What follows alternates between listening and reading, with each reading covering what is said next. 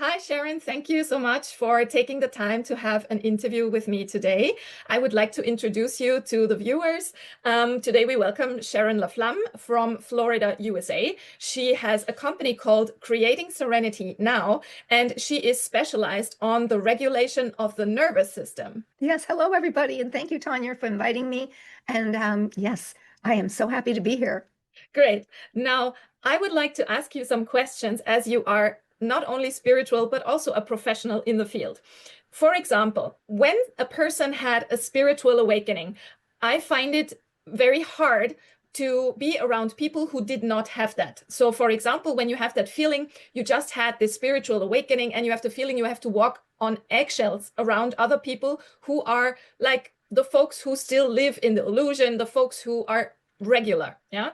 So then you have that feeling, okay, probably they think I am scared because it can look a little bit scary to the normies, let's say, when somebody had a spiritual awakening. In my personal experience, it's like this. When I talk about, not being identified with the human persona, with the avatar, when I talk about that I am happy with everything that God gives me and I am not afraid at all of death because I know I'm a being that lives forever and such, then it can seem extremely creepy to others and it can make them scared because they didn't have that awakening experience. So how can we as people who are awakened still function in a society where 90% of people did not have that experience? So what is your best advice? What would you do, or how would you behave, or what are the things that you think about that? Okay, powerful question.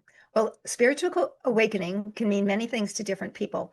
So I'm just going to ask you to clarify when you say spiritual awakening, because I think for me, and I might be for you, that we have recognized that we are so much more than this personal 3D corporeal mass that we live in. And we are kind of by design made to think that way and live in a fear state in this 3D dimension to keep us simplified and disempowered.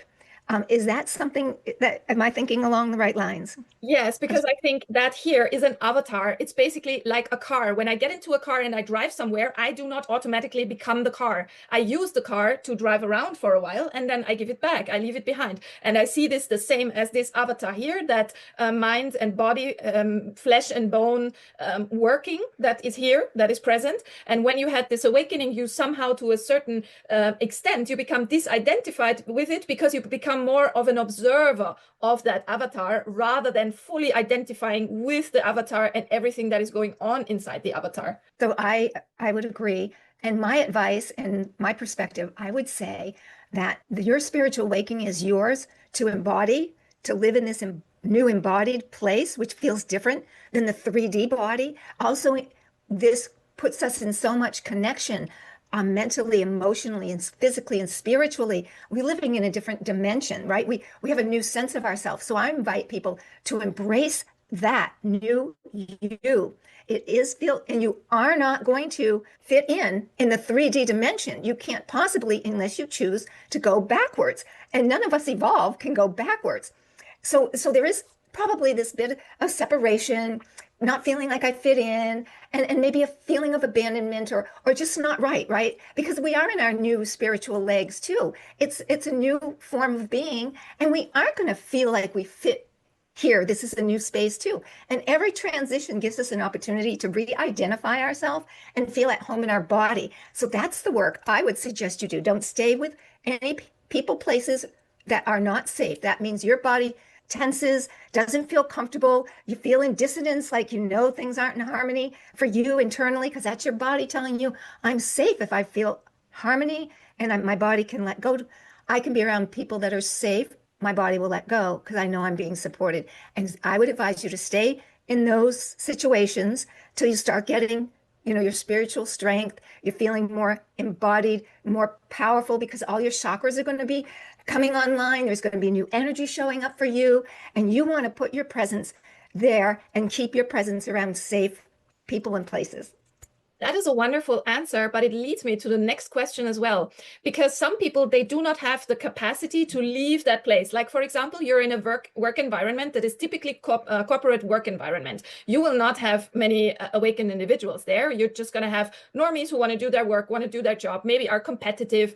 And if you have such an experience, it is super hard, I think, when you have to stay among these people, but because to a certain extent, these people are a danger to you. I mean, I had people call the cops on me because they were thinking I would be sui blibbity dibbity diddle, just for saying that I do not identify with this body and I'm basically happy with anything that God gives me as an experience, even if that's sickness or death. I am happy with everything that God sends me. So basically, they do not just not understand you, but they also consider you either a danger to yourself or to others, and then they call the cops on you. So to a certain extent, normies, when you cannot leave them, when you cannot get out of this environment because you need that job. So how do you say, how can these people then tread this very fine line, this very edge? Oh, okay. Good question. And I'm hoping I can help with that. For me, in my work as a somatic experiencing practitioner, a yoga instructor, meditation, Reiki, all these things that I practice is actually building the physiological ventral vagal nervous system that we all have. And it's all kinds of electrical nervous pathways that we build. And what we build increases when we work on making our ventral vagal more resilient with more capacity. We can then withstand outside influences that want, to maybe hurt us or make us feel bad about who we are. Isn't that what the world likes to do? And when we can build that ventral vagal nervous system's capacity and resilience, we then have the energy to mount up and be our truest self. And they're going to recognize, exactly like you said, you're different. So now that you're different, you're not a safe person. That puts them on a guard. But if we can really embrace our capacities and our true self, we stay in our loving state. And they may think she's weird or she's unsafe, but they will eventually notice that you're not. They'll feel your energy, because this is one of my favorite things, Tania. People in their 3D state will lie and manipulate to try to get their needs met or try to control people or to feel empowered, right? So people will lie and manipulate, but energy never does. So if you are in your most authentic, truest, energetic form of love and light, they will feel that. They will know that on some level, because this is also part of the primitive limbic system that we have, that we don't have control over. You don't run your heart. You don't tell your body when it's time to go pee or poop. You don't tell your digestive system how to do it. You don't tell your body how to heal a cut. Your body knows inherently, innately, its intellectual genius in every cell, in every biological portion. Your body knows, and it will vibrate that energy, and you won't be a threat to those people.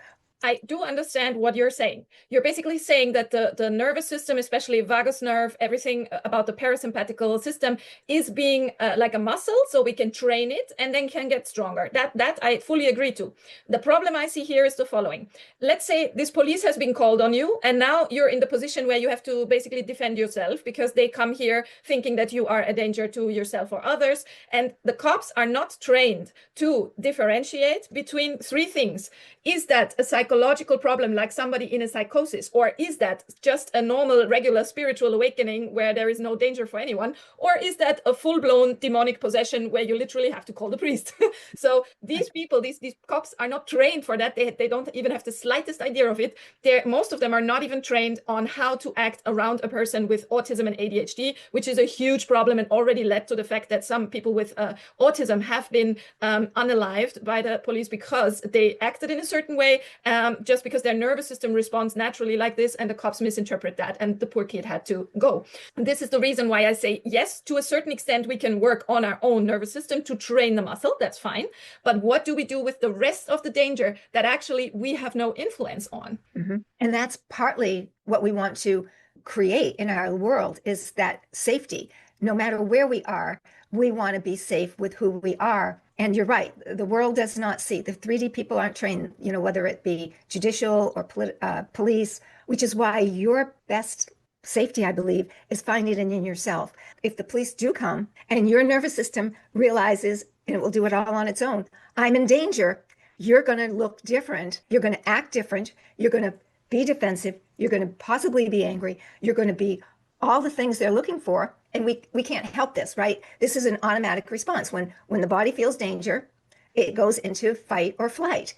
So the more we can create that safety for ourselves and get into that safety, then you'll be a safer person in their presence, and there'll be less, I believe, I imagine, you'll be less likely to have an issue. I absolutely agree. The more calm you can stay in that situation and the more calm you look to the outside, the more they are going to be ready to believe that what you say is actually true. Yes. Did you see the difference between the two pictures that have been posted?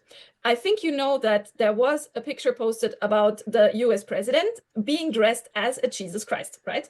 And there have been many different versions of it online, but the very first one that came from Nick Adams, it had above the figure of the president, it had 3 soldiers in uniform.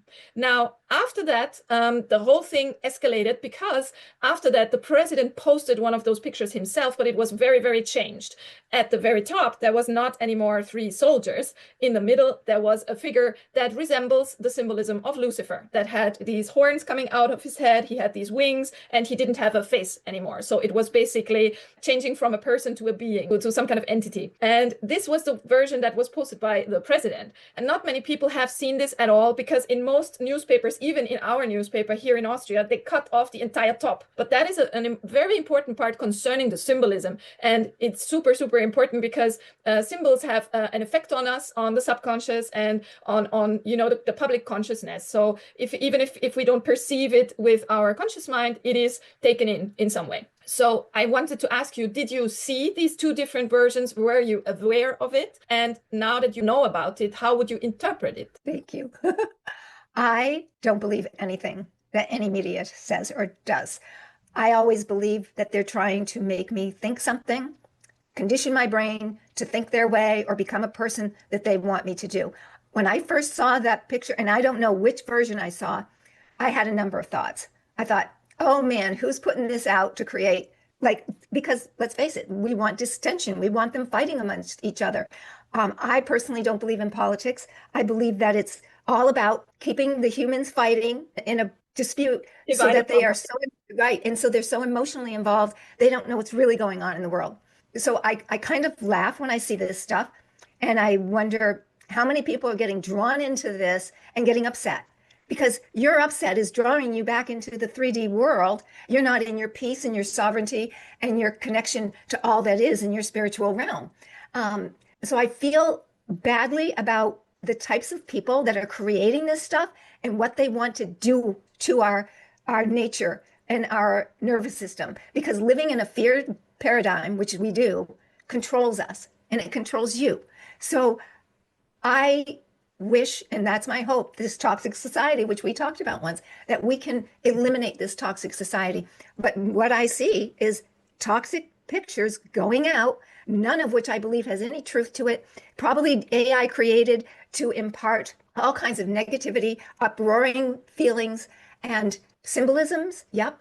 And our words and our energy and everything that affects that. As far as, I don't know, you're probably too young, but there's subliminal messages coming out that we're unaware of. Our brain is picking up stuff from the screens that we're unaware of. They stopped subliminal messages, but I have never believed that. I'm certain they're still trying to control us subliminally and everything, which is again why your greatest protection is your safety, getting connected to your source and your universe, and the safety that lies within and without with you. So that like I never got a reaction when I saw those pictures, except, oh gosh, what's going on now, and what are they trying to want me to believe? Who are they wanting me to hate? That kind of stuff. I think when spiritually awakened people look at such a picture, there is a very different messaging coming over than if you were the regulars. Yes, for the regulars, it might stir anger or frustration or whatever it is. For me, it is a very, very clear information that says, look, there is a hierarchy. On top of the picture, we've got a being that looks like Lucifer. In the middle of the picture, we've got a president. And down here, we've got all the other folks. So this was a clear message, I think, to the awakened people. Look, this president is a channel, and what is he a channel of? Just look a little bit higher, then you know exactly what he's a channel of. He is not like the actor, he is the hand puppet that has a certain energy behind him or above him, because on the top of the picture there is this other entity. And of course, that gives you a very different message about hierarchy and who is in charge of who, and that this person is actually not on top, because otherwise he would have put the president on top of the picture if he would have wanted to give that expression. Yeah. And also, we do not know, of course, who did that. We just know it was posted by the president, but not was it him, or was it maybe an intern that works for him, that is working somewhere in his public relations team? We do not know. We don't know who changed it. We don't know who posted it exactly. We just know it came through his online channels. Yeah. So just to make it clear that we do not know who put the change in, but as an explanation, they said, no, this was just an AI mistake, but this clearly is not an AI mistake. Okay, so this is clearly a change that was deliberate to my eye, because I'm working with AI, I'm doing certain things with AI, and I can see it makes mistakes with the hands. You know, it gives you maybe 6 fingers instead of 5 and stuff like that. But a change like this to take a soldier and change it to some figure with wings, with no face, and with horns. That is something that doesn't usually happen with AI. So this is just to round this up. But the second topic you were going into is the subliminal messaging.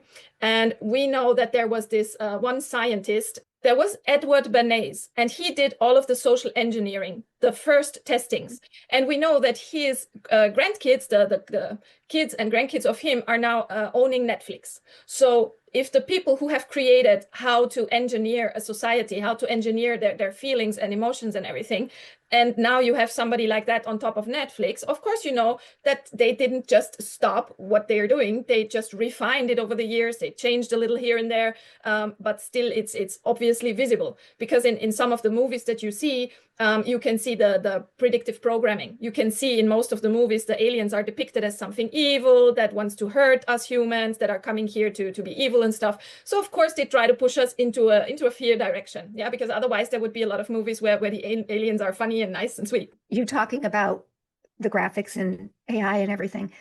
And I thoroughly believe that what we believe has more power than anything else. What if that picture, and it's changing, was about, or I could interpret, and I believe it was about, I can see through the crap. I can see that this isn't real, or this isn't true, or maybe I should start realizing, maybe the public should start realizing that just because it's there doesn't make it true, or doesn't make it whatever, that it puts that sense of, well, I got to question everything, because I do question everything. And even the belief of a demon, that was a religious thought put into our heads. Is it true? I don't believe anything until my body connects to what I ask for, truth and reality, and for that to be exposed every day. And my truth comes from here, not from something that I see. Yes, absolutely. That's why I always say I found God in me. I found everything I need in me, and I found truth in me. And which is why I check every experience or person that I see on the outside. I double check with here. Does it feel good here? What could it tell me? And I process. Of course, I need time to process. You know, when I get such a new information, like such a picture, and somebody tells me, look, there is a difference between the two, then of course I need some days to think about that, sit with it, process it. But in the end, it was just my conclusion that he had a certain message for us that was given to us deliberately, because otherwise I think he wouldn't have posted. And I think it was like, look, here's the hierarchy. So he basically presented himself as the channel of something to one person. They might think, okay, he's the channel of Jesus or whatever. And another person might say, with that little figure up there, I think he might be channel of something else. But definitely it was just a message to say, okay, I am not the one acting here. I am not the one who does the decisions, but there is something above me that does. And I think that was the greatest thing about this picture. I like that interpretation. And just like with all art or anything, isn't it our interpretation that makes it important? Which is why when the 3D fear paradigm throws out all this stuff to make you afraid, question that. Do I really need to be afraid of this?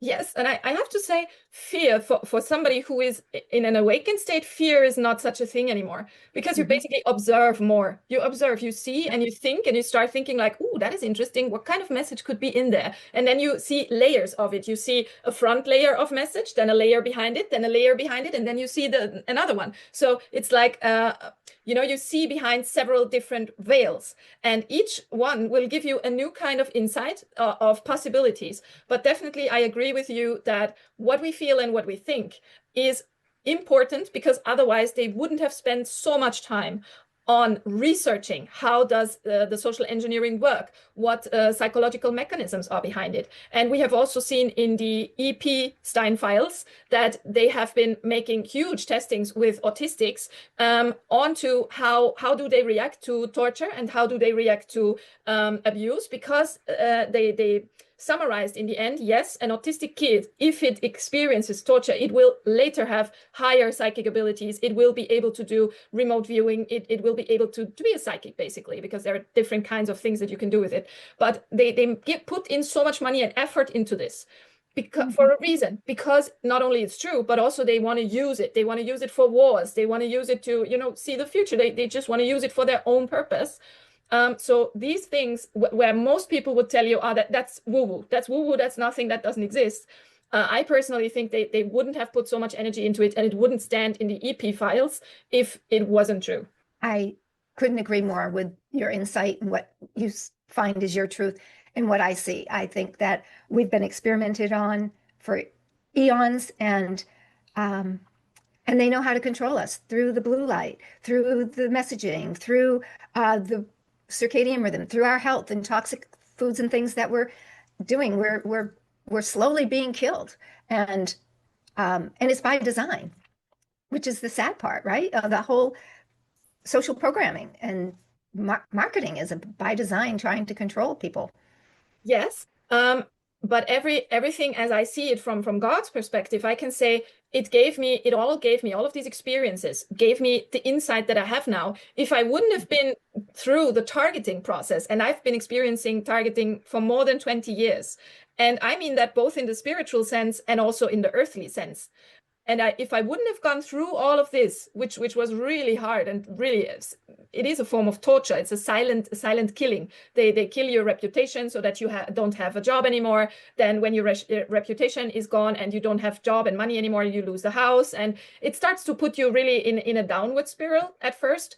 Mm. But the blessing inside of it is when you literally have and own nothing anymore. And I'm very sorry that I sound like Klaus Schwab now, who says you'll eat the bugs and you will be happy. If you own nothing anymore, it is true, you are freed. Suddenly you are free because there is nothing to lose anymore. There is nothing anymore that somebody can threaten me with. And this is also a kind of freedom because nobody can bribe me into something. Nobody can threaten me. Nobody can threaten to take anything away from me. They can say, we will take your house, and I laugh because I have none. They can say, we will steal your car, and I laugh because I have none. So they basically can do whatever they want. So I saw that their final aim was something else. They wanted to have me in this situation where I'm now, where I have no house, no car, no money, no job, no nothing, because the end goal was something else. The end goal was to say, okay, she is not spiritually awakened. She is actually psychotic or something, just invent any of the DSM things. And we want to lock her up. And when you get locked up in a psych ward, there is no end. It's open end. So they don't write, okay, she's getting out at this and that day. It's forever, basically. Yeah. There are several aims that they have. And one of those is to get you into a psych ward, because then you can be their testing bunny, okay, their laboratory bunny. Another way that they want to profit from you could be that they stage the same thing that they had with Virginia Giuffre. And then they say, okay, long ago, we have already made a life insurance on that person's name. So when that person is gone, we can get the money out of the life insurance. So that is another way how they profit. Yeah. So they found a way to do the targeting. And no matter how it ends, they will always find a way to profit. Yeah. In each of these cases. Being targeted as a female is not a big surprise for me. It's another witch hunt, which has been happening. We've been demonized. Back to the story of Eve, right? She was the demon. We are so powerful as women. We are so powerful. And I also want to say congratulations, because everything they did to try to disempower you only empowered you. And so it failed. Yes, and I say thanks to God because He is the Yeah. one who protected me through all of this. The question I have is, do you think, because many people attack us, or me, let's say me, for doing magical rituals, because I do magical rituals in the most positive sense there is. I do magical rituals like, for example, I do a salt bath to cleanse my aura. I do a salt ring around my house so that my house stays protected. I do a ban on everything that wants to hurt me. I do a ban spell on everything that isn't coming from true love and light, you know? So I do protection spells up and down, protection spells, and people attack me for it and say, oh, that's witchcraft, that's evil, you're with the devil, okay? How do you respond to that thing? Because actually, I think I'm doing something very good if I protect myself and my family and everyone who's in my house. Yeah. And again, it's working because you believe it will work. So it does work because we are creators. And quantum physics will tell you that. The space in an atom, that 99% of empty space is consciousness, listening to you, talking to you, and giving you what you want. And so because you believe it, it makes it so. And so I've had that actually because I'm a yoga instructor, and there's religions that tell. I had people when I moved into this community that, of course, didn't trust me, didn't know anything. I don't say anything. I let my energy, I let my behavior, I let my energy, I let my words, I let who I am speak to them. And actually, some of the people told me they spoke with them. I didn't know about it, but it's like I don't have to do anything but be my most authentic, aligned, embodied, light self. And it doesn't matter what other people think, as long as they're not trying to harm me. That is a completely different story. Absolutely wonderful. Thank you so much for that opinion. Thank you so much for being here. I am going to end the session before it cuts off. Okay, sounds good. I think that's a good idea. And it was an honor, Tania. Thank you for the invite. And hello to all of you that are listening. Please know that you are worthy of being loved and loving yourself. Thank you. Bye. Bye.